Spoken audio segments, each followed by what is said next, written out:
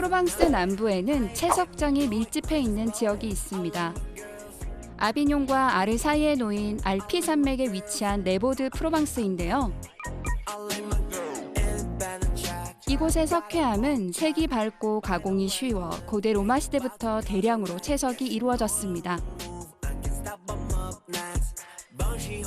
하지만 콘크리트가 보편화되며 대부분의 채석장이 그 기능을 다하게 됐죠. 이 프로방스까지 오셨다면 절대로 빠지지 말고 한 번쯤은 방문해 보셔야 할 빛의 채석장에 와 있습니다. 채석장, 돌을 캐는 장소였죠. 이곳은 지금 제가 서 있는 방향으로 해서 얼마나 깊이 채석이 되었었는지를 잘 보여주는 경관이 펼쳐지는데요. 버려졌던 채석장이 예술 공간으로 전환된 건 1977년도입니다. 한동안 전시 공간으로 쓰이던 이곳은 2012년 또다시 변화를 겪게 됩니다. 이 공간은 현재 예술 미디어, 몰입형 미디어 전시 장소로 탈바꿈됩니다. In France, when one is walking sadly, they say he walks cloak back, cloak by. 암벽과 바닥, 천장까지 모두 화면처럼 사용해 수십 대의 프로젝터로 영상을 투사하는데요. 영상이 비치는 면적은 무려 7,000제곱미터, 즉 축구장과 비슷한 크기입니다. 여러분, 지금 제가 그림 속에 들어와 있는 거 보이시나요? 현재 모네 수련 연작들이 이렇게 이미지로 지나가고 있는데요. 이곳에 찾는 많은 사람들이 하는 실수 중에 하나가 한 곳에 앉아서 하나의 벽만을 바라본다는 겁니다. 절대 그러시면 안 돼요. 여기는 이맥시프라고 해서 몰입형 전시입니다.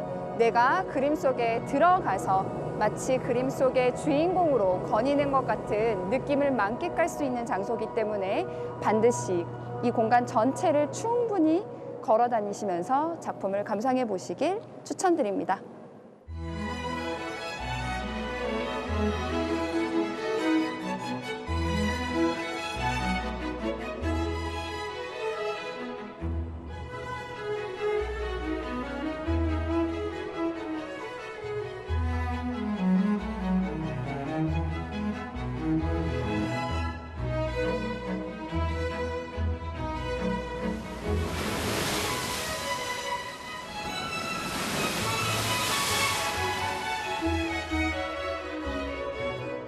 클로드 모네는 사물의 형태를 순간적으로 눈에 들어오는 빛과 색으로 표현하려 했던 화가입니다.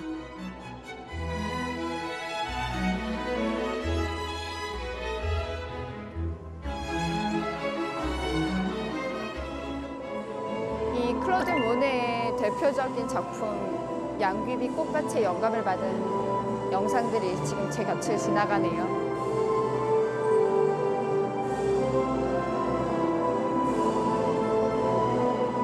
양산을 쓴 여인, 오르세 미술관에서 감상 가능한 양산을 쓴 여인 지금 그림으로 나오고 있습니다.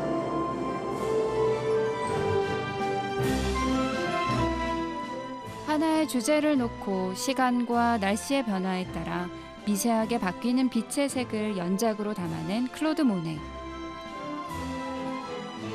빛의 화가가 남긴 아름다운 작품 속에서 한참을 머물다 갑니다.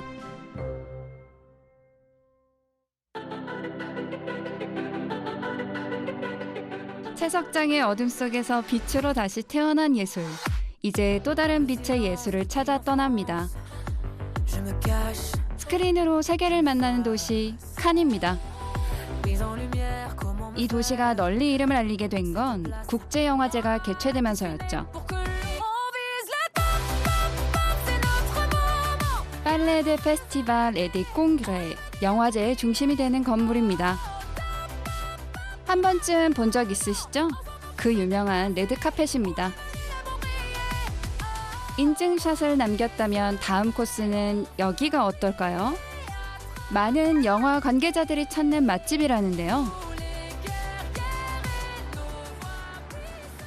깐느에서 뷰가 가장 좋은 구항구를 보고 이렇게 넓은 공간에서 맛있는 피자와 파스타를 먹을 수 있다는 곳이 있어서 찾아와 봤습니다. Bonsoir. Bonsoir.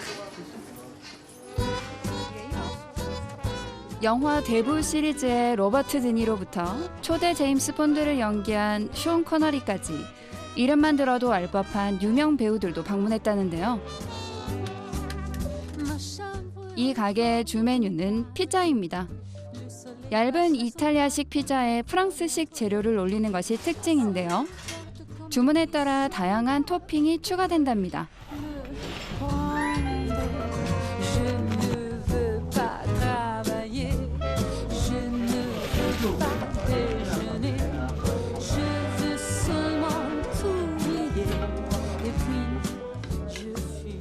지금 여기 보시면 우리가 보통 피자 하나라고 생각하면 이거 하나잖아요. 근데 이 집은 피자 하나가 요 피자 원형 전체의 반이 피자 하나라고 해요. 이곳에선 한 판에 2가지 맛의 토핑을 올려서 굽는데요. 반쪽이 하나의 메뉴입니다. 남은 한쪽이 주문이 들어오지 않으면 바로 화덕에 버려지죠. Il y en a qui brûlent Oui. à gauche. Ça, c'est quand il y en a une seule pizza. Ouais. Donc, la moitié, on le jette. Vous voyez là, regardez là. Ah, il y a la ah, moitié là. Vous voyez la moitié là Dommage. C'est la tradition de la maison. Oui, c'est dommage. C'est comme ça. Bon, je vais manger tout alors. Je vais Ah, manger c'est la pizza. Vous prenez deux. Comme ça, on va pas jeter. 물론 한 판도 주문이 가능한데요. 특히 인기가 있는 건 반쪽 피자입니다. 다양한 맛을 즐기고 싶거나 가볍게 한 끼 해결하려는 손님들의 주문이 이어지며 자연스럽게 자리 잡았다는데요. 지금은 이 가게를 대표하는 음식이 됐습니다.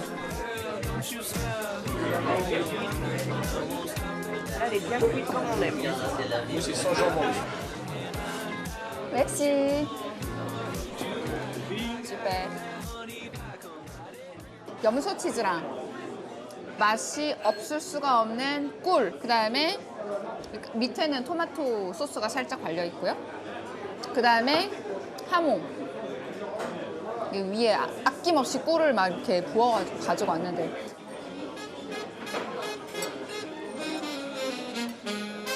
짠. 꿀의 단맛과 하몽의 짠맛이 어떻게 어우러질지 궁금한데요.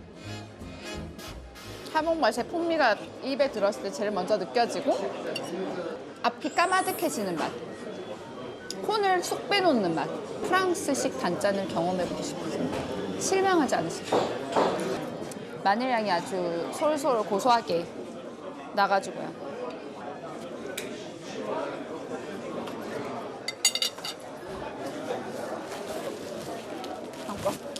너무 맛있는데?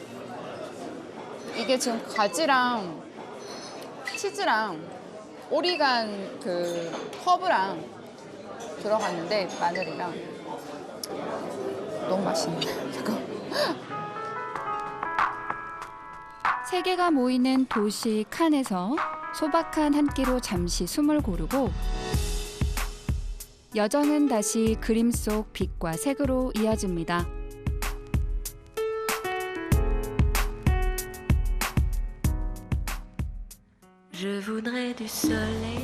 이제 칸을 떠나 해안을 따라 동쪽으로 이동합니다.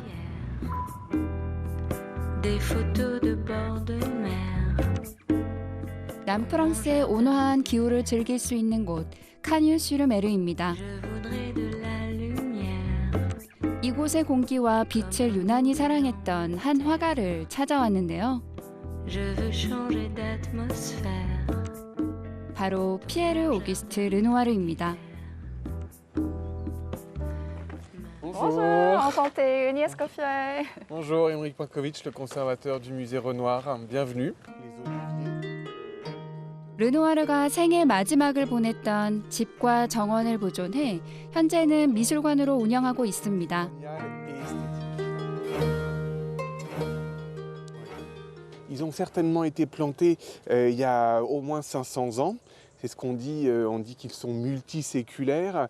Et puis celui qui en parle le mieux, en fait, c'est Jean Renoir. Il dit de ces oliviers qu'ils ont tout connu. Ils ont connu le gel, la sécheresse, les orages, la pluie, le soleil aride. Donc tout ça fait que, en fait, ça a vraiment formé un tronc un peu qui pourrait donner l'impression d'être habité par des esprits. 르누아르는 이곳에 머무는 동안 주변 풍경을 그리곤 했는데요. 빛에 따라 색과 질감이 끊임없이 변하는 올리브 나무의 이파리를 표현하는데 어려움을 느꼈던 것으로 전해집니다. 빛의 마술사라 불리던 그에게도 쉽지 않은 대상이었던 것으로 해석할 수 있죠. 그리고 여기 살고 있었던 르누아르를 찾았던 후배 화가들이 굉장히 많았었는데요. 그 중에서도 우리에게 잘 알려져 있는 파블로 피카소는 르누아르는 우리의 교황이다 라고 이야기를 했었고요. 또 다른 화가 후지타 같은 경우는 로마에 갔다면 교황을 만나야 하는데 남부에 왔다면 르누아르를 만나야 된다라고 이야기했을 정도로 이 남부 지역과 빼놓을 수 없는, 정확하게는 까뉴시르메르에서 마지막 숨을 거두었었던 르누아르의 마지막 흔적이 남겨져 있는 곳이 바로 이곳입니다. 대상을 그대로 옮기기보다 찰나에 스치는 빛과 색의 인상에 주목하며 인상주의의 중심에 섰던 화가 르누아르. 그의 화폭에 담긴 인물과 풍경은 어떤 모습일까요? 본격적으로 그의 작품을 만나러 가봅니다. 집 앞으로에서 너무나 아름다운 지중해 뷰가 자연스럽게 펼쳐지고 오늘처럼 해도 좋고 바람도 적은 날 예쁜 배가 정말 그림처럼 떠 있는 풍경을 보실 수 있습니다.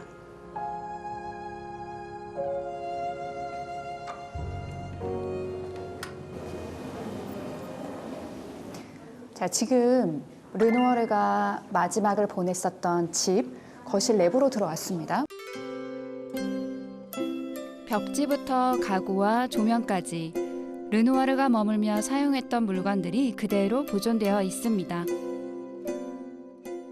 자, 여기 또 작은 방이 하나 위치하고 있는데 지금 제 주변을 둘러싸고 있는 작품들 중 대부분이 르누아르의 작품인데요. 우선 들어와서 바로 볼 수 있는 이 예쁜 소녀같이 생긴 아이가 바로 르누아르가 가장 사랑했던 셋째 클로드의 모습입니다. 코코라는 애칭으로 불렸던 셋째 아들의 초상입니다.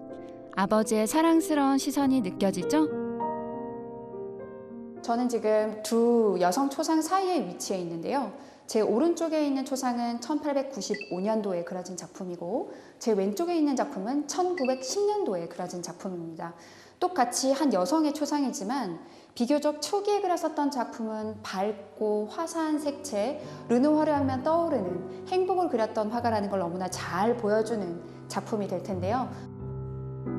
1910년도 작품에서는 색채가 한층 차분해지고 인물의 입체감이 뚜렷해진 걸 확인할 수 있습니다. 르누아르는 인상주의 화가들 가운데서도 누드화를 꾸준히 그린 화가로 손꼽히는데요. 그의 대표작 중 하나인 대수욕도, 즉 목욕하는 여인들입니다. 르누아르는 빛의 마술사라는 별명을 가지고 있고 모네는 빛의 화가라는 별명을 가지고 있습니다. 빛의 마술사라는 별명을 가지고 있는 이유는 단순히 빛의 모습을 단적인 색채가 아니고 빛이 가지고 있는 풍부한 색채를 다양하게 표현할 수 있었던 화가이기 때문에 빛의 마술사라는 별명을 가지고 있는데요. 특히 사물에 떨어지는 빛뿐만 아니라 인간의 살결에 떨어지는 빛의 다양한 색채를 잡아내는 걸 좋아했었던 것이 르누아르입니다. 그래서 대부분의 화가들은 모델을 고를 때 얼굴을 보고 고르는데요. 르누아르가 모델을 고를 때는 모델의 피부를 보고 골랐다고 합니다. 그림 속 여성들의 피부 위에는 빛과 그늘의 미묘한 색채가 겹겹이 스며들어 있습니다.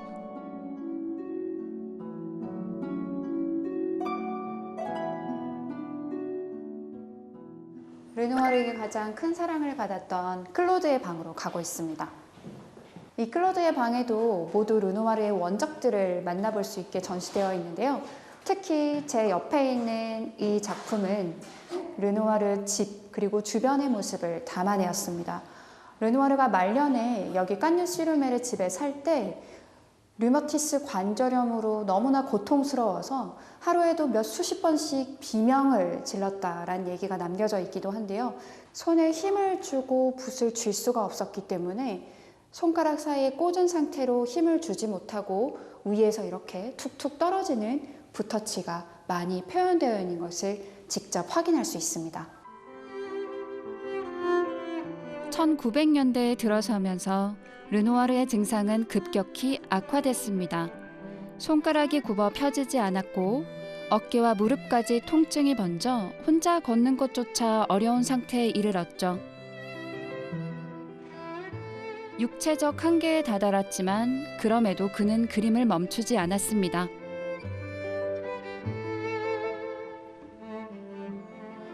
붓을 잡을 수가 없었기 때문에 손가락 사이에 붓을 끼우는데요. 붓을 끼울 때도 살이 해질 만큼 피부도 너무나 약해져 있었기 때문에 천을 덧댄 손가락 사이에 붓을 끼고 그것을 감아서 힘을 주면서 그림을 그려야 하는데 손목이라든지 팔을 제대로 움직일 수가 없어서 어깨의 힘을 사용해서 그림을 그렸었던 그 장소가 지금 제 뒤에 남겨져 있습니다. 르누아르는 몸이 허락하는 조건 안에서 자신의 회화를 이어갔습니다.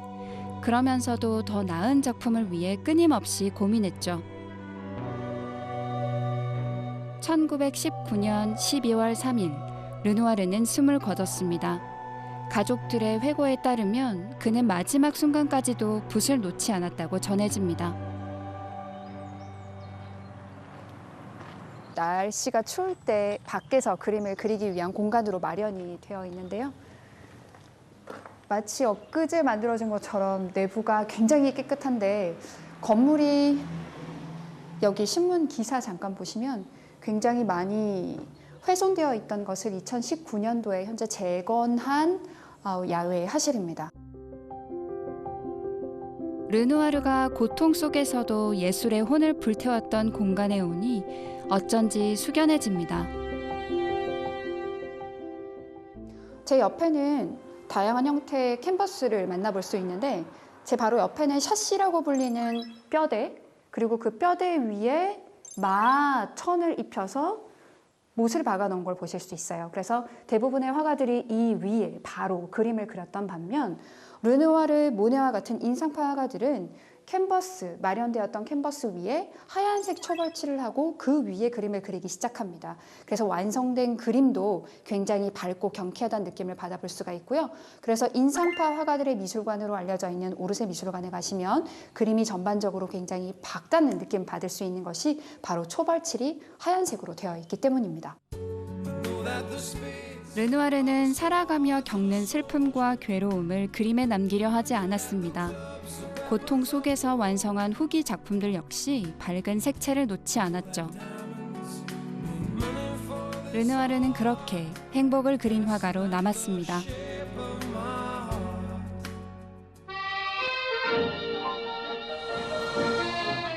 저택을 벗어나 이번엔 이 시기에 볼 수 있는 특별한 풍경을 만나러 갑니다.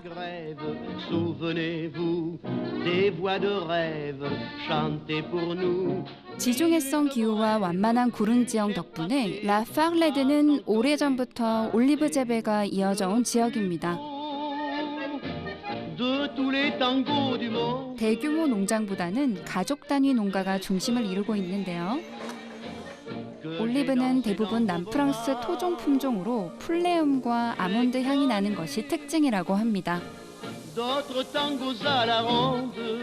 올리브 수확 때인 11월이 가장 바쁘다는데요. 이 시기 농장은 쉴 틈 없을 정도랍니다. Bonjour. Bonjour. Enchantée, Enchantée. Agnès Coffier. Alors, je suis Magali Kaufmann. Je suis l'épouse de la 4e génération de ce moulin. 제가 멀리 이곳까지 온 이유가 있는데요. 바로 전통 방식을 고수하는 농장 때문입니다. 올리브 오일을 착유할 때 쓰는 이 기계는 무려 16세기에 만들어졌답니다.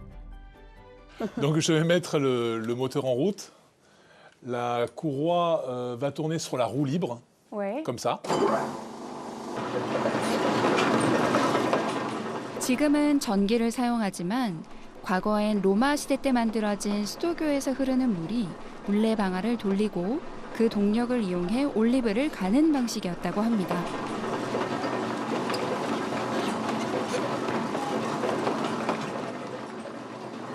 저기에는 올리브 전체를 다 갈기 때문에 올리브의 그 올리브 열매, 올리브 껍질, 올리브의 씨앗까지 다 같이 지금 갈아지고 있는 거라고 생각하시면 돼요.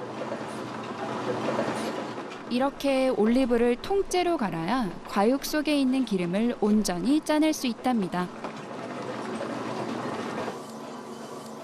Donc on a une trappe pour vider la pâte d'olive, on a une trappe qui est ici. Ensuite on va refaire tourner les olives pour que les faire tomber dedans. 갈아낸 올리브를 차교 원반에 고르게 올린 뒤 차곡차곡 쌓아서 압착 과정으로 넘어갑니다.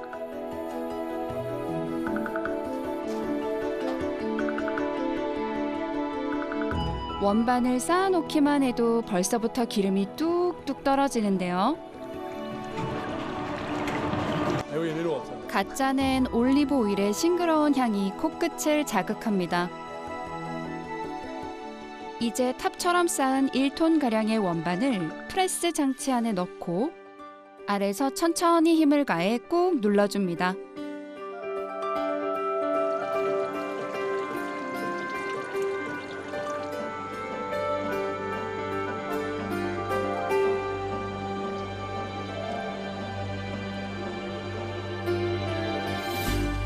막 짜낸 상태라 겉으로 보기엔 탁하고 불투명해 보이지만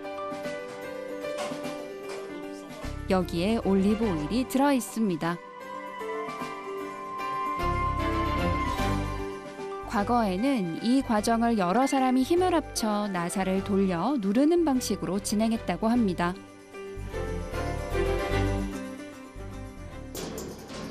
L'huile et l'eau arrivent ensemble.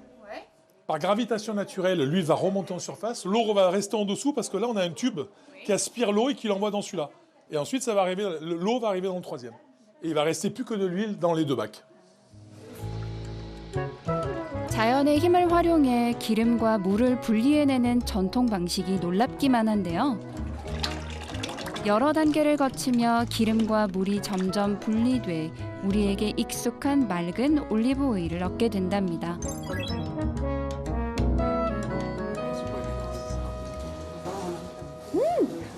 C'est bon, hein? C'est un côté beurré. C'est un goût d'olive noire, de tapenade, de pain au levain, de sous-bois. Habituellement, vous avez plutôt du végétal. C'est ce que je lui ai expliqué tout à Et l'heure. là, vous avez plutôt ce goût. Mais c'est très léger, c'est très doux. Oui, oui, c'est très léger. C'est très doux. 맛이 한마디로 말해서 너무 깔끔해요. 기름 같다기보다는 물 같은 느낌? 아주 가볍게 올리브 향을 얹어주면서 그 본인들이 준비한 음식에 멋을 더하는 그런 올리브유여서 그 미슐랭 스타 셰프들이 굉장히 선호하는 올리브가 전통 방법으로 이렇게 차교된 올리브라고 합니다. 차교를 마친 올리브 찌꺼기는 그냥 버려지지 않습니다.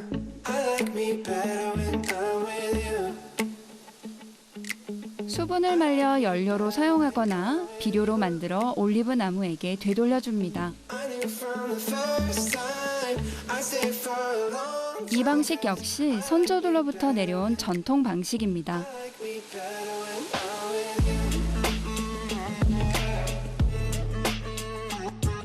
손쉬운 방법 대신 수고로움을 택한 사람들.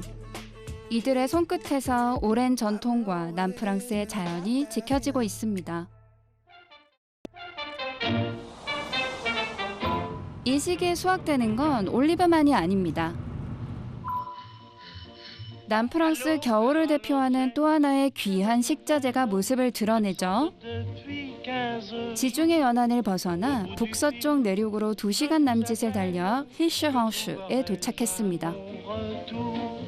Tout va très bien, Madame la Marquise. Viens là, Rita. Rita, viens là.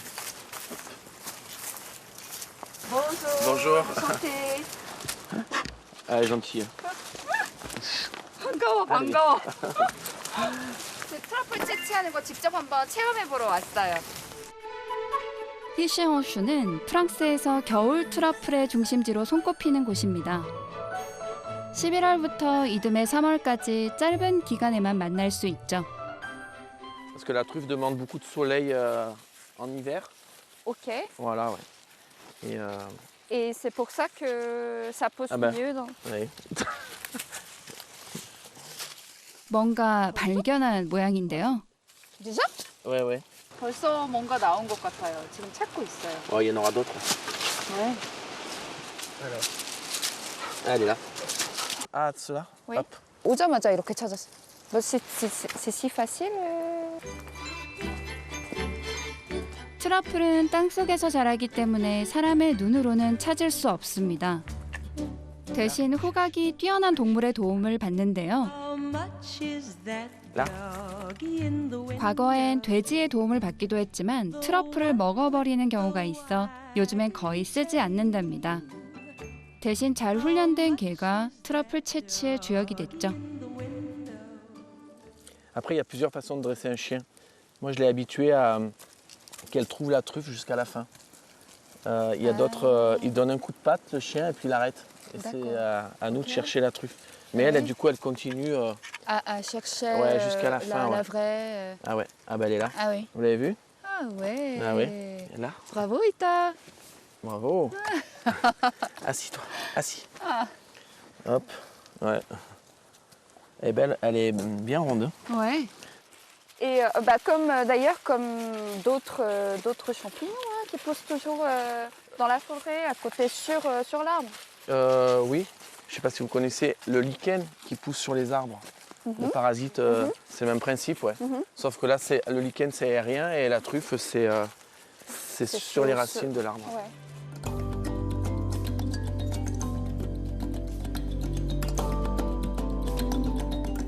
트러플은 참나무나 개암나무 같은 나무의 뿌리에 붙어 자랍니다.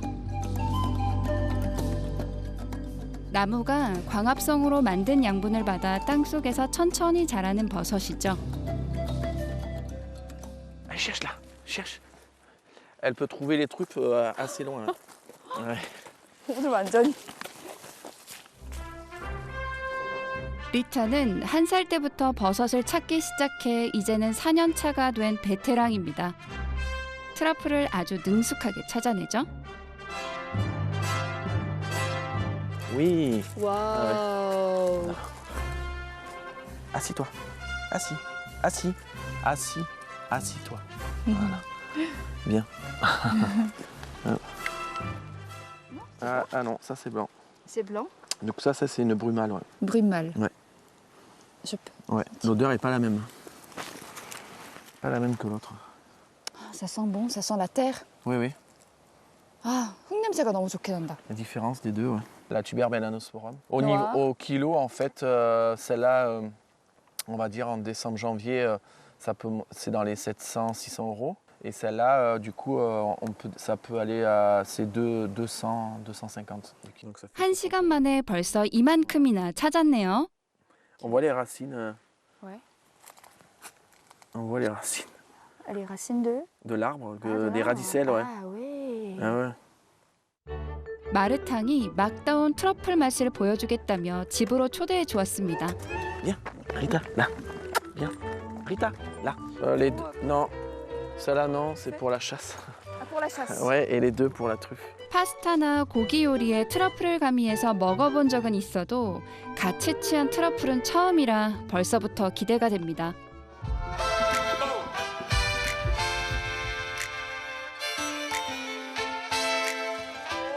먼저 트러플을 깨끗하게 손질하는데요. 겉에 묻은 흙을 씻어내자 익숙하게 보아온 모습이 드러납니다. 크리스토프는 일주일에 한 번씩 감자처럼 먹는답니다. 복받은 사람이에요. Ouais. Là, on voit bien la tubermelanosporum, ouais. Les noirs, Oui. c'est noir Oui. à l'intérieur. Oui. Que la brumale, c'est plus blanc dedans. Oui.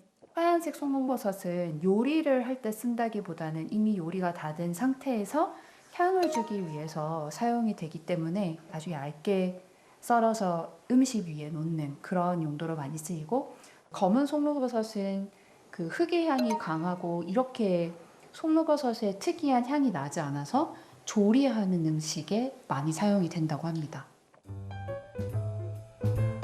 트러플의 풍부한 향을 그대로 느낄 수 있도록 조리를 하지 않고 얇게 썰어 맛보기로 했습니다.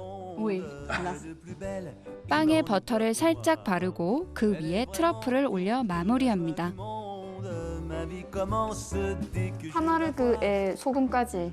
Voilà. 여러분 조지 크론입니다. What else?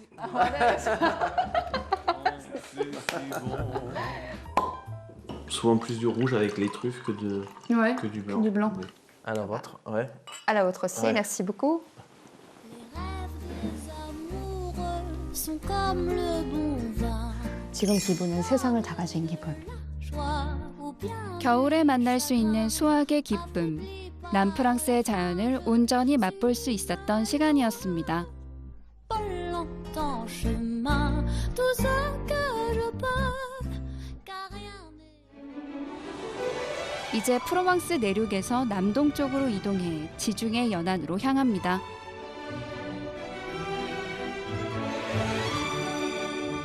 니스 동쪽에 위치한 작은 반도 생장 카페라는 지중해로 길게 뻗은 지형 덕분에 예로부터 온화한 기후를 유지해온 곳입니다. 19세기 말부터 유럽 상류층이 겨울 휴양지로 찾기 시작하면서 고급 빌라들이 들어섰는데요. 그 흐름 속에서 20세기 초 빌라 에프루시 드 로스차일드가 지어졌습니다. 생장 카페라라고 불리는 지역에 이렇게 아름다운 건물이 숨겨져 있습니다. 로스차일드 대저택이고요. 정확하게 말씀을 드리면 베아트리스 에프루시 드 로스차일드 남작 부인의 빌라입니다. 베아트리스 에프루시 드 로스차일드 남작 부인은 유럽의 금융시장을 이끈 로스차일드 가문의 일원으로 예술품 수집에 깊은 애정을 지닌 인물이었습니다. 그녀는 여행으로 쌓아온 자신의 미적 취향을 하나의 공간에 담고자 이 저택을 지었죠. 가장 먼저 만나게 되는 거대한 응접실에선 연회를 자주 베풀었던 가문의 재력과 문화적 자신감이 전해집니다.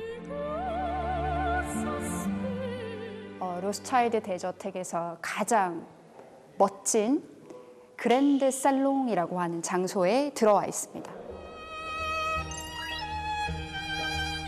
베아트리스 남작 부인은 루이 16세와 마리 앙투아네트 시대의 프랑스 궁정 문화에서 큰 영감을 받았던 것으로 전해집니다. 특히 이 마리 앙투아네트의 성향과 그녀가 사용했었던 가구에 남다른 애착이 있었던 남작 부인이기 때문에 지금 제가 가리키는 방향으로 굉장히 작은 테이블이 하나 보이실 거예요. 저 테이블은 실제로 마리 앙투아네트가 사용을 했었던 가구입니다. 침실 옆에 이어진 드레스룸입니다. 규모부터 남다른데요. 벽면에 화려한 그림이 그려져 있어 공간 전체가 하나의 장식처럼 느껴집니다. 정원을 가장 아름답게 볼 수 있는 로치아라고 하는 장소로 이동합니다. 베아트리스 남작 부인은 정원에도 남다른 노력을 기울였습니다. 그 중심에 프랑스식 정원이 있죠. 수직의 축과 대칭이 만들어내는 정제된 아름다움이 돋보입니다. 로스차일드 대저택에는 모두 9개의 테마의 정원이 있는데 로지아에서 바라볼 수 있는 곳은 프랑스 정원입니다. 프랑스 정원이라고 하면 베르사유 궁전에 있는 정원을 많이들 떠올리시는데요. 프랑스 정원은 가운데를 중심으로 좌우가 대칭을 이루고 있어서 굉장히 안정적인 구도로 감상이 가능하다는 것. 그래서 정원의 형태도 베르사유 궁전과 거의 동일하고 이 화려한 내부 장식 때문에 이 로스차일드 대저택은 프랑스 남부의 베르사유 궁전으로 알려져 있습니다. 탁월한 미적 감각과 취향이 빚어낸 공간, 빌라 에프루시 드 로스차일드. 불어오는 지중해 바람과 따사로운 햇살로 이곳의 예술이 완성됩니다. Une erreur, un peu de nous, un rien de tout, pour tout se dire encore ou bien se taire en vrai. Au-delà de la 과거의 미적 가치가 담긴 곳을 지나 이번엔 자연 속에서 만나는 현대 예술의 현장으로 향합니다. 멀리서 보면 그저 평범한 와이너리처럼 보이지만 안으로 들어서는 순간 풍경의 성격이 달라집니다. 이곳이 바로 샤또 라코스트인데요. 이 샤또 라코스트는 프랑스 사람들에게도 그리고 특히 예술 애호가들에게 굉장히 큰 사랑을 받고 있는 떠오르는 핫플레이스입니다. 이곳은 200헥타르를 우리가 자유롭게 걸어 다닐 수 있는데요. 산책을 하면서 작품들, 특히 현대 예술 작가들의 작품들이 이 환경에 얼마나 잘 녹아 들어가는지 잘 보여주는 장소입니다. 17세기부터 포도를 재배해온 이곳은 현재 와이너리와 올리브 농장, 예술 작품과 건축물을 품은 야외 미술관으로 탈바꿈했습니다.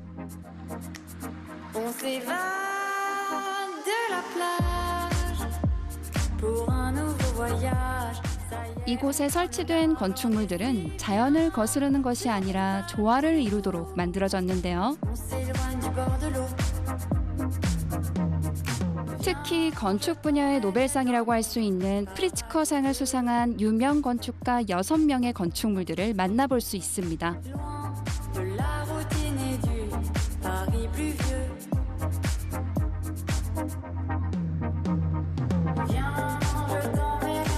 이 중에는 우리에게도 잘 알려진 안도 다다오의 건축물이 있습니다. 노출 콘크리트의 절제된 형태와 표면에 남은 일본 다다미를 표현한 동그란 거푸집 자국은 그의 건축을 상징하는 특징 가운데 하나입니다.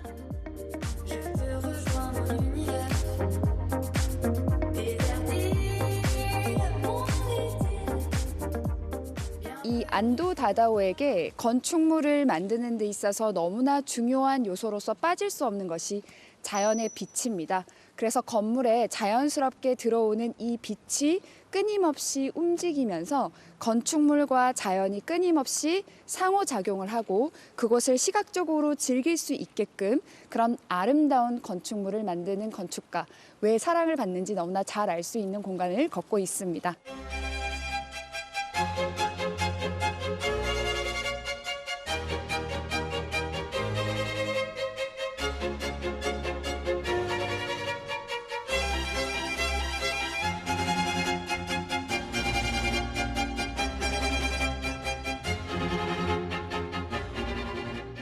건축물 옆에 위치하고 있는 물 때문에 물에 반사되는 빛, 그 빛의 끊임없는 움직임, 더불어서 끊임없이 물이 움직이는 효과가 이 벽면에 부딪히면서 나타내는 시각적인 효과가 너무나 아름답습니다.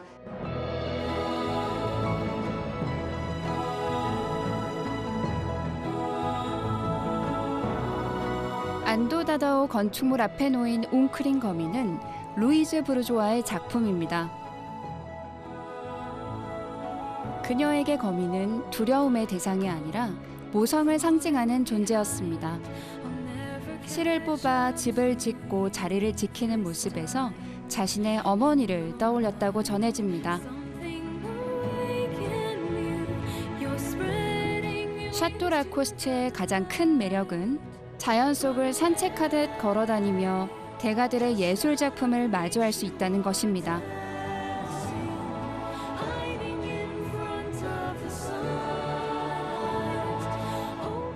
바로 지금 제 뒤에 있는 이 건축물은요, 빌바오의 구겐하임 미술관으로 여러분에게 너무나 잘 알려진 바로 그 프랑크 게리의 작품이자 건축물입니다.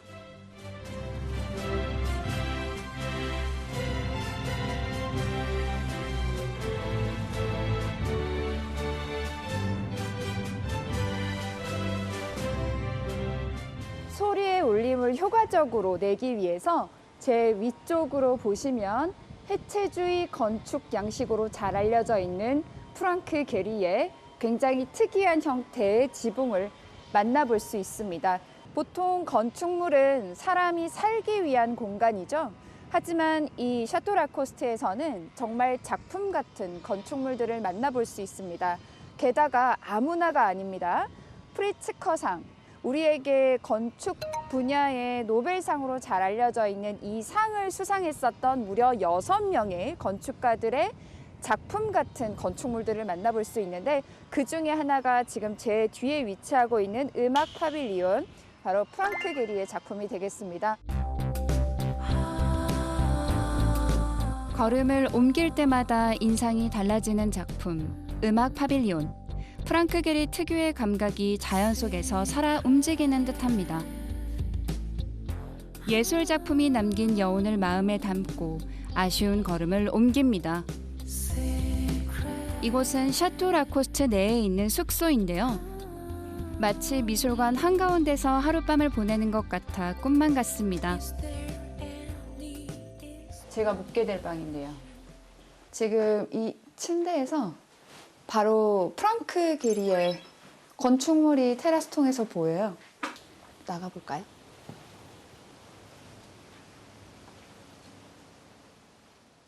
프랑크 게리의 작품을 이렇게 하루 종일 감상할 수 있고, 저걸 보면서 잠들고 일어나서 볼 수 있다니 정말 꿈만 같아요.